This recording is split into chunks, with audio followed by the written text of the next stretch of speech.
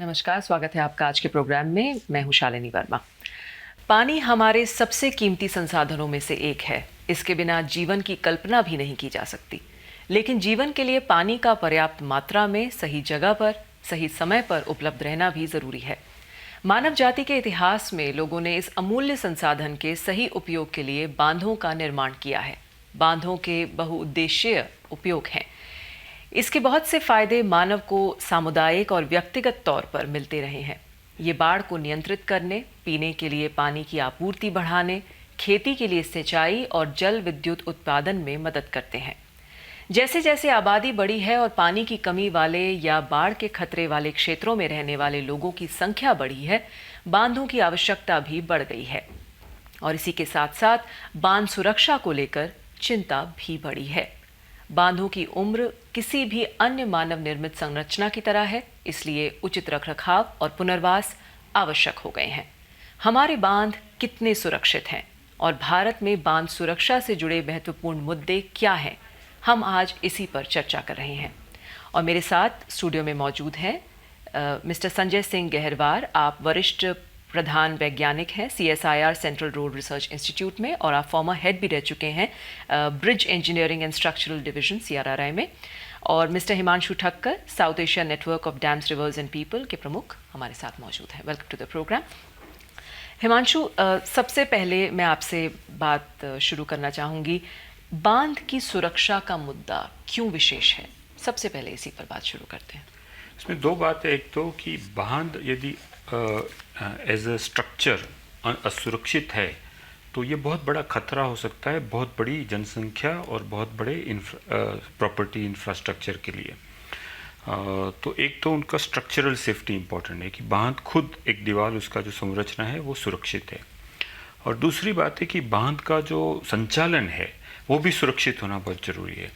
वो दूसरा पहलू है सुरक्षा का, क्योंकि बांध का यदि संचालन सुरक्षित नहीं है तो वो डाउनस्ट्रीम में बहुत बड़े पैमाने पे बाढ़ ला सकते हैं, जो हमने देखा भी है पास में, जो हमारे ही देश में हर साल ये इसका दोहराया जा रहा है। पिछले साल बहुत बड़े पैमाने पे केरल में हुआ, इस साल अगस्त में महाराष्ट्र में शुरू हुआ, कोई कृष्णा बेसिन में, और फिर कर्नाटक में हुआ, और इसी महीने में, सितंबर महीने में चंबल बेसिन में इतना खतरनाक स्थिति पैदा हुई कि कैबिनेट की क्राइसिस कमेटी की मीटिंग हुई और उन्होंने अपनी टीम भेजी है उसकी सुरक्षित संरचना चेक करने के लिए। और आप देखिए उत्तराखंड में 2013 में लोग, या कई ऐसे हादसे हैं जब 1979 में जो गुजरात में हुआ था वो एक बहुत ही वो तो सबसे खतरनाक बिल्कुल, वो सबसे भयावह त्रासदी थी हमारे देश की बड़े बांधों की। और उसमें एक अंदाज के हिसाब से 25,000 तक लोग मर गए थे। और यहाँ तक कि हमारे अभी के प्रधानमंत्री नरेंद्र भाई मोदी खुद वहाँ वॉलंटियर थे, हादसे के बाद रिलीफ के लिए गए थे वो। तो उनका खुद का एक्सपीरियंस है उसमें, त्रासदी में क्या हुआ था उसमें। तो ये ऐसी और भी त्रासदी हुई है, लेकिन ये सबसे बड़ी। तो क्या हमने उस पर्टिकुलर हादसे से क्या हमने कुछ सीखा, हिमांशु? ये हादसे के बारे में ये जो किताब है, ये एक जो हादसा हुआ उस समय, उत्पल सांदेसरा जिन्होंने ये किताब लिखी है, उनकी मदर वहीं पर थी मोरबी में। और उसके बाद करीब 2005 में वो एक टीवी में देख रही थी, US में थे वो लोग, कि कोई हादसा हुआ था और वो रोने लगी। तो जब उत्पल सांदेसरा ने पूछा कि आप क्यों रो रहे हैं, तो बोला कि बेटा हमने भी ऐसी त्रासदी देखी है। वो देखने के बाद उत्पल ने फिर कोशिश की जानने की कि यह हादसे में क्या हुआ था, कौन जिम्मेदार थे, क्या कारण जिम्मेदार थे। उसके जवाब उसने नहीं मिले। उनको सभी डॉक्यूमेंट का एक्सेस दिया गया। उसके बाद उन्होंने ये किताब लिखी है जिसमें उन्होंने साफ लिखा है कि ये पूर्णतः मानव निर्मित हादसा था। ऐसे बहुत सारे कारण थे कि ये हादसा टाला जा सकता था यदि इसकी डिज़ाइन और ऑपरेशन ठीक से होता। ये आई थिंक ये एक जो मुद्दा है कि इसके बहुत से वजहें हो सकती हैं। जो एक बांध है वो क्यों अपने सुरक्षा दायरे से बाहर चला जाता है, क्यों वो असुरक्षित हो जाता है, क्यों वो ढह जाता है। लेकिन सबसे पहले बात करते हैं कि बांध सुरक्षा से जुड़ा जो मौजूदा ढांचा है, मिस्टर गहरवार, उसके बारे में कुछ बताएं प्लीज़। ये अभी हमारे यहाँ जो कोई भी स्ट्रक्चर डिज़ाइन होता है तो उसके लिए जो नॉर्मल कंसर्न अप्रूविंग बॉडीज़ होती हैं, जैसे कि रोड सेक्टर है, वहाँ इंडियन रोड कांग्रेस है, ब्यूरो ऑफ इंडियन स्टैंडर्ड अलग अलग प्रोडक्ट्स के लिए अपने स्टैंडर्ड गाइडलाइंस बनाते हैं। इसी तरीके से जैसे बांध का विषय है तो यहाँ सेंट्रल वाटर कमीशन एक बॉडी है जो कि गाइडलाइंस या कोड ऑफ प्रैक्टिसेस वो बनाती है। तो जब भी किसी उसका सुरक्षा का और प्रॉपर डिज़ाइन और उसके ऑपरेशन मेंटेनेंस का सवाल खड़ा होता है तो सबसे पहले जो गाइडलाइंस अवेलेबल रहती हैं उसकी तरफ ध्यान जाता है। तो ये स्टार्ट होता है आपका, अगर इसको सुरक्षा को हम ठीक ढंग से देखें तो 3-4 चरण इसके हैं। पहला तो है कि आपके जो इसकी एनालिसिस प्रॉपर होना चाहिए। अब मान लीजिए कि बांध किसी ऐसी जगह पे आ रहा है जहाँ की टोपोग्राफी बड़ी डिफ़िकल्ट है, और जैसा आप बता रहे हैं कि भाई बांध है, बांध से हम क्या कर रहे हैं कि वाटर कंजर्वेशन की तरफ जा रहे हैं। वाटर क्राइसिस हमारा आगे आने वाला एक बहुत बड़ी समस्या है। तो अगर कोई स्ट्रक्चर फेल होता है जैसे एक डैम के जैसा, तो उससे पहला तो है कि हमारा जो ह्यूज इन्वेस्टमेंट है उसका पर्पस डिफीट हो जाएगा। दूसरा, जो वाटर क्राइसिस का रह रहा है वो समाधान में नहीं आएगा। बेसिक पर्पस वैल्यूट होने के अलावा उसके साथ में बहुत सारे जो मानव ह्यूमन लाइफ लॉस है, डाउन स्ट्रीम साइड में है, जितना भी डूब में क्षेत्र आ रहा है उसके तबाह होने का खतरा रहेगा। तो इसके लिए सबसे पहले एक ठोस एनालिसिस का होना ज़रूरी है। बांध जो है एक सिविल स्ट्रक्चर तो है, लेकिन इसमें जैसे हम अगर इलेक्ट्रिसिटी जनरेशन के लिए जा रहे हैं, कोई भी बांध का प्रोजेक्ट होता है वो एक सिंगल ऑब्जेक्टिव के लिए नहीं होता है, एक मल्टीपर्पस प्रोजेक्ट्स इसमें रहते हैं। तो इलेक्ट्रिसिटी जनरेशन वो भी एक मुख्य मुद्दा है जी। इलेक्ट्रिसिटी जनरेशन के लिए बहुत सारे मैकेनिकल यंत्र हैं, इलेक्ट्रोमैकेनिकल यंत्र हैं, वो भी इस डैम में लगे रहते हैं। तो डैम का जहाँ हम फेल्योर या सेफ्टी का बात कहते हैं तो ये भी उसका एक हिस्सा है।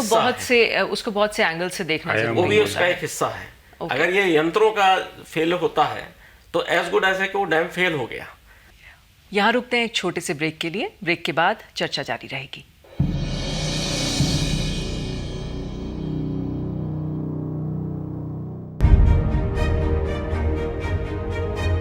इंडिया साइंस एक इंटरनेट आधारित विज्ञान वेब चैनल है।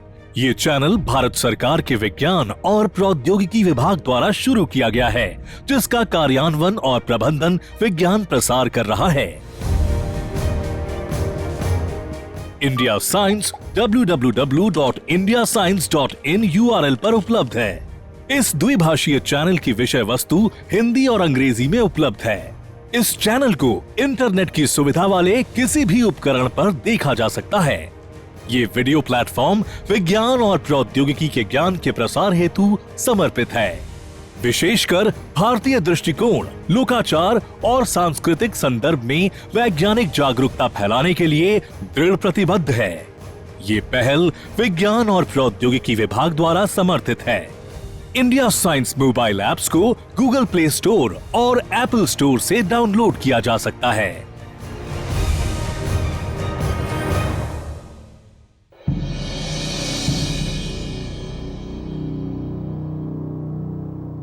भारत में बांध बनाने की परंपरा सदियों पुरानी है और पिछले 50 वर्षों में ही देश के विभिन्न राज्यों में 3000 से ज्यादा बड़े बांधों का निर्माण हुआ है। आज देश में 5000 से कुछ ज्यादा बड़े बांध हैं और लगभग 500 से ज्यादा बांध निर्माणाधीन हैं। इसके अलावा कई हजारों मध्यम और छोटे बांध भी हैं जिनके निर्माण और संचालन में कई प्लेयर्स लगे हैं। देश की आधी से ज्यादा आबादी कृषि पर निर्भर है और 95% से ज्यादा बांधों का उपयोग सिंचाई के लिए किया जाता है।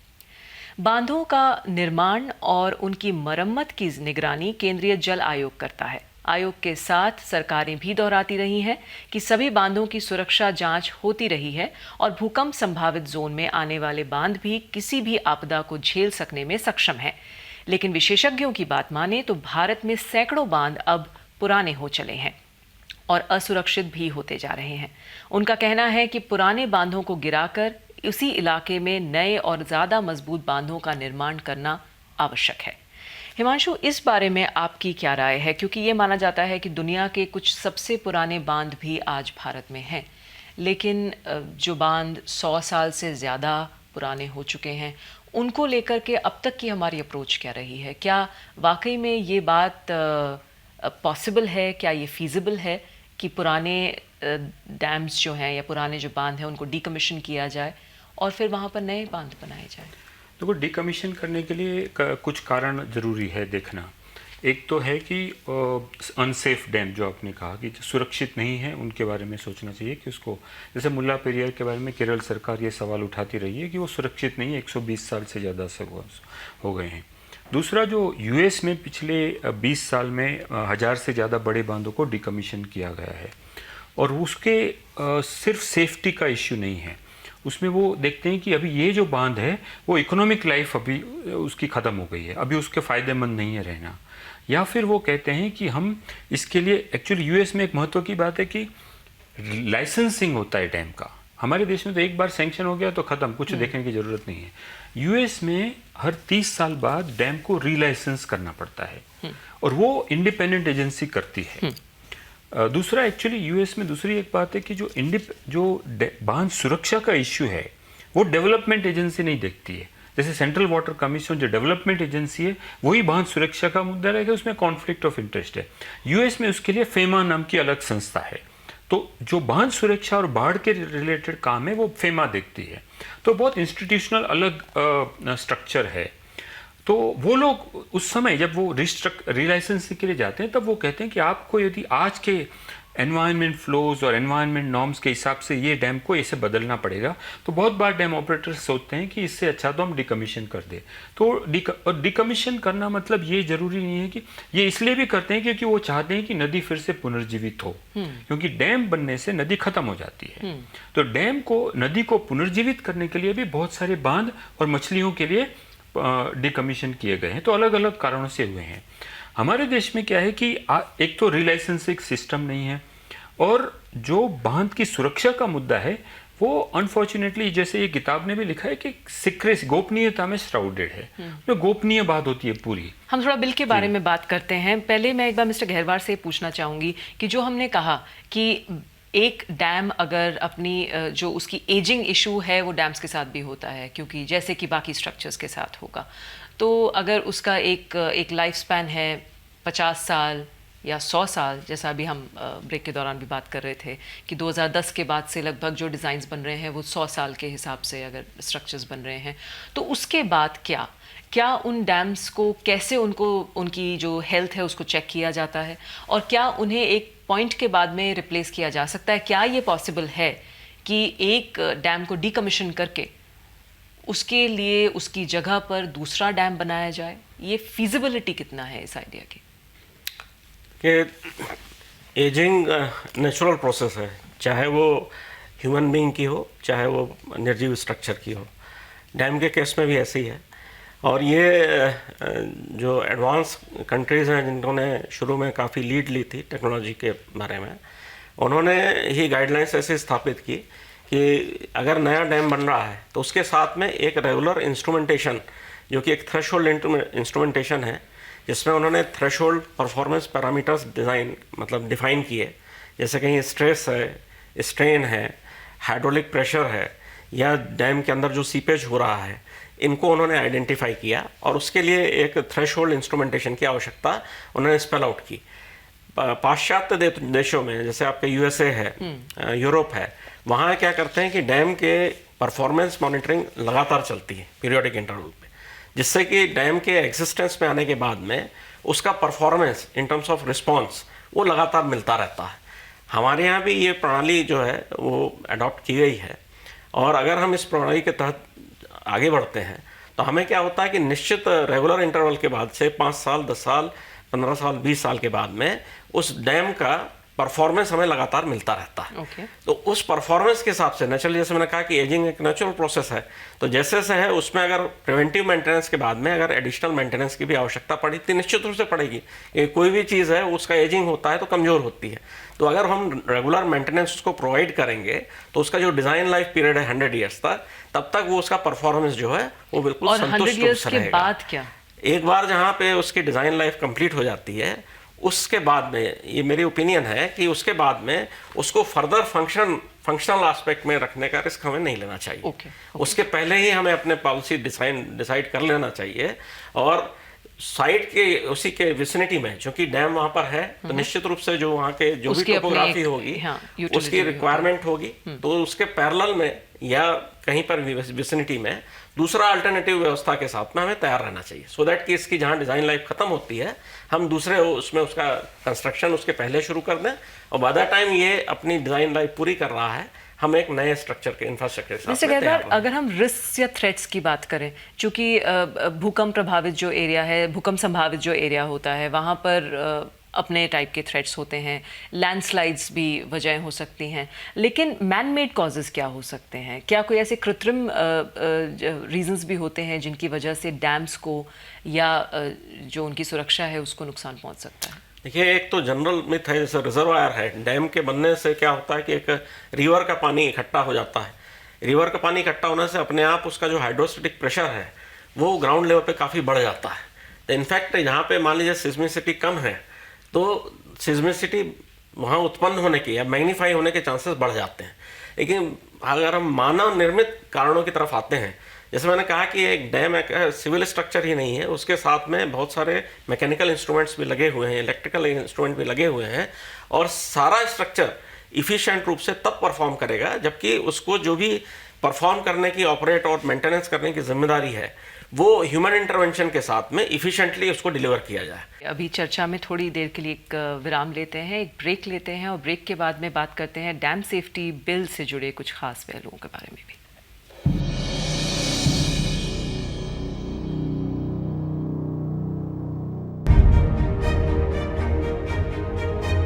इंडिया साइंस एक इंटरनेट आधारित विज्ञान वेब चैनल है।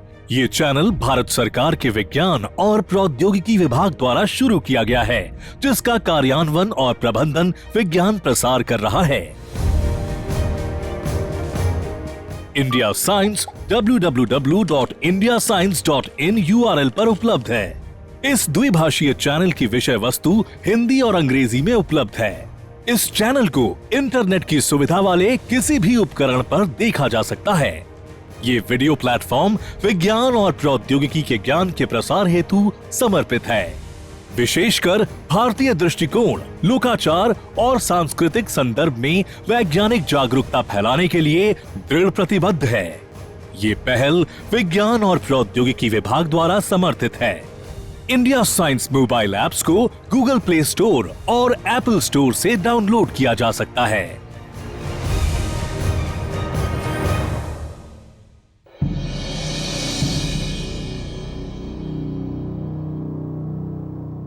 भारत 1980 के दशक की शुरुआत से बांधों की सुरक्षा के लिए एक समान व्यवस्था बनाने की कोशिशों में लगा है। हालांकि इस संबंध में कानून बनाने का पहला प्रयास 2010 में हुआ, जिसे तब वापस ले लिया गया जब एक संसदीय समिति ने इसकी रूपरेखा में महत्वपूर्ण बदलाव लाने की सिफारिश की। दूसरा प्रयास 2018 में हुआ, लेकिन उस समय भी उस संबंध में लाया गया बिल लोकसभा के विघटन के साथ ही निरस्त हो गया। 2019 का डैम सेफ्टी बिल, जो अगस्त 2019 में लोकसभा से पास हुआ है, ये तीसरा प्रयास है। हिमांशु, ब्रेक में जाने से पहले भी हम बात कर रहे थे डैम सेफ्टी बिल के बारे में। आपने भी कुछ कहा कि कुछ एस्पेक्ट्स हैं इस बिल के जो वैसे ही हैं, जो अभी प्रेजेंट में जो व्यवस्था है उसको नहीं सुधारते हैं। लेकिन जैसा कि हम बिल में देख पा रहे हैं, काफ़ी सारी बातें हैं। एक राष्ट्रीय बांध सुरक्षा राष्ट्रीय समिति बनाने की बात है, उसके अलावा राष्ट्रीय बांध सुरक्षा प्राधिकरण भी होगा। इसके अलावा स्टेट्स लेवल पे, राज्यों के लेवल पर भी ऐसे ही प्राधिकरण और समिति बनाने की बातें हैं। अलग अलग लेवल्स पर अलग अलग बॉडीज़, अलग अलग तरीके से कोऑर्डिनेशन होगा। फिर बिल की एफिशिएंसी या डैम सेफ्टी के मैकेनिज्म को लेकर के कहाँ पर सवाल उठता है?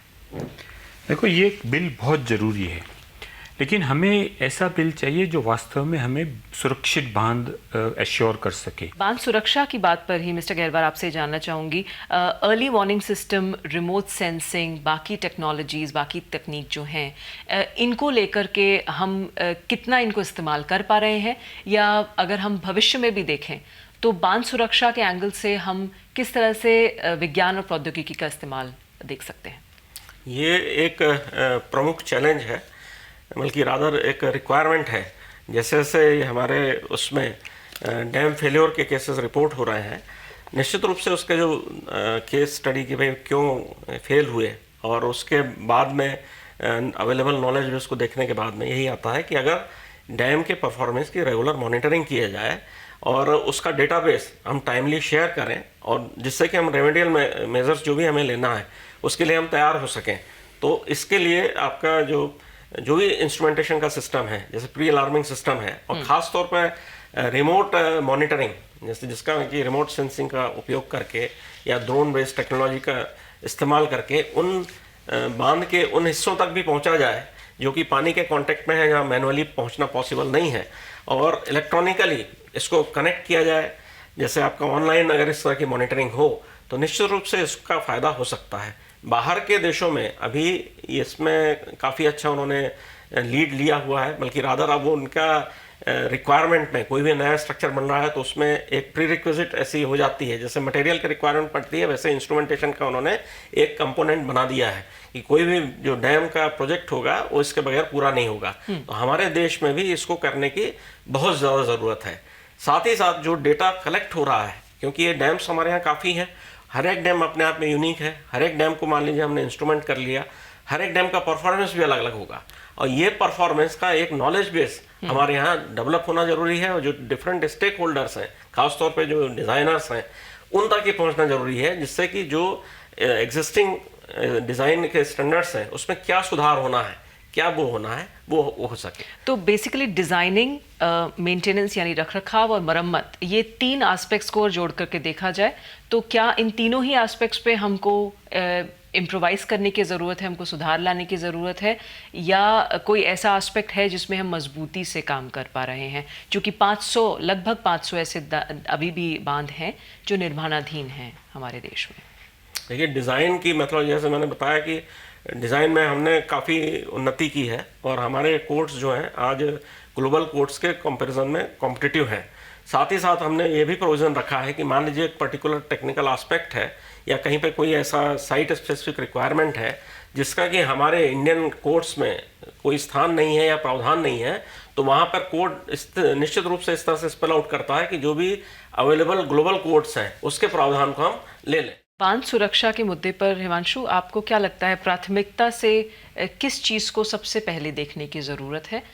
सरकारों को किस तरफ, अगर इसको एक मिशन मोड पे लिया जाए तो किस तरफ सबसे पहले एक्ट करने की ज़रूरत है? पुराने बांधों की तरफ या नए बांध या क्या?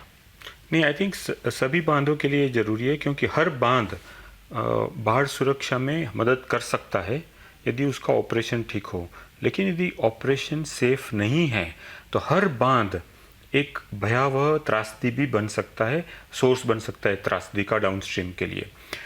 तो ऑपरेशंस मुझे लगता है सबसे पहली बात है, क्योंकि वो हर साल इश्यू आता है, हर डैम के लिए आता है। तो ऑपरेशनल सेफ्टी का, और देखो ये क्लाइमेट चेंज के कॉन्टेक्स्ट में क्या हो रहा है कि रेनफॉल पैटर्न बदल रही है और हाई इंटेंसिटी रेनफॉल इवेंट्स बढ़ रही है, which means high intensity flows का फ्रीक्वेंसी बढ़ रही है। उसकी वजह से डैम्स का जो स्पिलवे कैपेसिटी है वो बहुत सारी जगह पे इनएडिक्वेट हो जाएगा।